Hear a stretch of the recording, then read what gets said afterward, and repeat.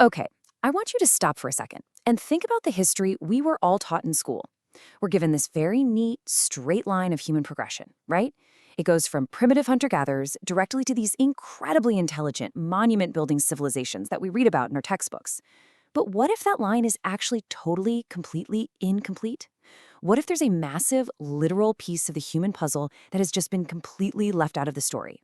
Because when you start looking a little closer, that straight line gets incredibly blurry.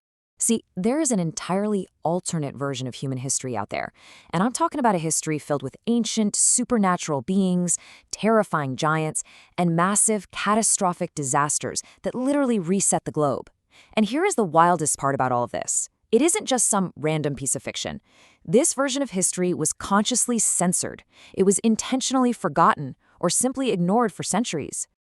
Welcome to this explainer on the Book of Enoch in our hidden history. I am so excited to dive into this incredible mystery with you. Part 1. The Banned Ancient Text. To really wrap our heads around this mystery, we can't just talk about vague myths. We actually have to start with a tangible, physical discovery. So let's peel back the very first layer of this onion, which takes us right out into the middle of a rocky desert. Our story is totally grounded in documented history. The year is 1946. Picture a group of teenage shepherds out tending their sheep and goats in the really uneven, rough terrain of the West Bank near Qumran. Just to pass the time, you know how teenagers are, they're just tossing stones. Well, one of these stones flies into the dark opening of a cave, and instead of a dull thud, they hear this loud, echoing shatter. Slightly spooked, but obviously incredibly curious, they climb inside and they find a collection of these large ancient clay pots. Without even realizing it, those teenagers had just accidentally stumbled upon what we now call the Dead Sea Scrolls. And eventually, almost 900 ancient manuscripts were uncovered across 11 different caves in that exact area.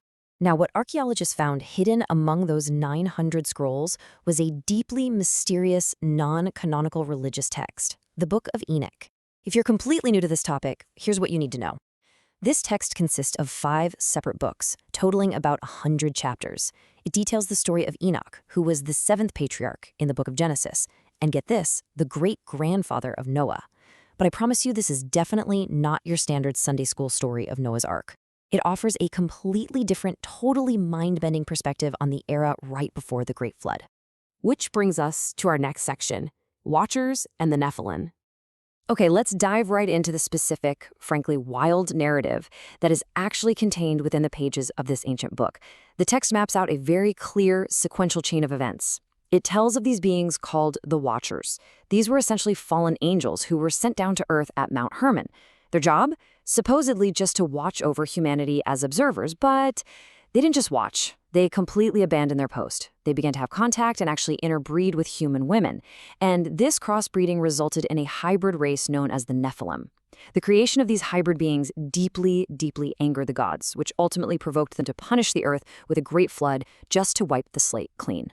And let's be clear, the Book of Enoch doesn't describe the Nephilim as, like, peaceful, gentle giants. Not at all. They are explicitly described as terrifying, supernatural, man-eating giants and savages who completely plundered mankind. It was pure chaos down here. So the mighty gods imprisoned the Watchers deep underground as punishment for what they had done. And Enoch himself actually had to act as a sort of mediator, like a hostage negotiator, between these imprisoned Watchers and the divine powers above. Section 3. Giants in Global Mythology. Now, hearing all of this, you might immediately be thinking, well, come on, this is just a philosophical, allegorical myth, right? But is it? Is it possible that other ancient, completely unconnected cultures around the entire world recorded these exact same anomalies? Think about it. The famous explorer Marco Polo wrote of a literal race of giants in Zanzibar that were so strong they could carry the weight of 4 men. Over in Morocco, the people of Tangier claim their city's founder was a giant named Antaeus. Jump over to Ireland, and mythology insists the astonishing rock columns of the Giant's Causeway were built by the giant Finn McCool. And of course, we all know ancient Greek and Norse mythologies are absolutely packed with stories of giants and semi-divine heroes. So, when we step back and look at these global accounts neutrally without any of our modern biases, a really fascinating picture emerges. The Book of Enoch begins to look a lot less like some isolated fantasy myth, and a whole lot more like a historical manuscript based on shared ancient events that impacted early humanity on a global scale. Let's look at Section 4. Why was it censored? This whole situation brings us to a very, very logical question. If this text was so widely known, and historically it was an incredibly important part of early Jewish and Christian traditions, why on earth isn't it in the Bible today? Why was it banned? Well, think of the early Bible kind of like a massive film project with way, way too much footage. Originally, there were countless gospels and religious texts circulating all over the place. But as early Christianity began to spread, the growing church desperately needed unity if it was going to survive. So over a really long, drawn-out process spanning the 1st all the way to the 4th centuries, high-ranking church leaders had to sit down and select an official, unified canon. They needed a single, cohesive message. In establishing this final cut, they debated, they argued, and ultimately, the Book of Enoch was deliberately excluded from the final version. But honestly, Enoch wasn't the only casualty of this intense editing process. Just look at what else was left on the cutting room floor. Over on one hand, we have the censored Gospel of Peter, which actually features giant angels and a literal floating talking cross. No way that was making it in. And on the other hand, the Gospel of Mary, which elevates Mary Magdalene not just as a standard disciple, but as the Savior's beloved whom he loved more than all the others. Clearly, anything that challenged or complicated that unified, streamlined narrative was just locked away. Moving on to Section 5, the Sumerian-Anunnaki connection. Let's move to the next layer of this mystery, because this builds upon a foundation much, much older than the early Christian church. We have to look way back to the earliest known human civilization, ancient Mesopotamia. When you compare these ancient texts side by side, it reveals some absolutely startling parallels. The Book of Enoch tells of the Watchers who descended to Earth, interbred with humans, and triggered a great flood, right? Well, the ancient Sumerian texts tell of the Anunnaki, which literally translates to those who came from heavens. These beings were perceived as gods, they created a hybrid race with humans, and they too caused a great flood out of anger. The similarities are so incredibly precise, you really have to ask yourself, is the Book of Enoch simply a retelling of this much older Sumerian historical record? We also have to look at the timeline here.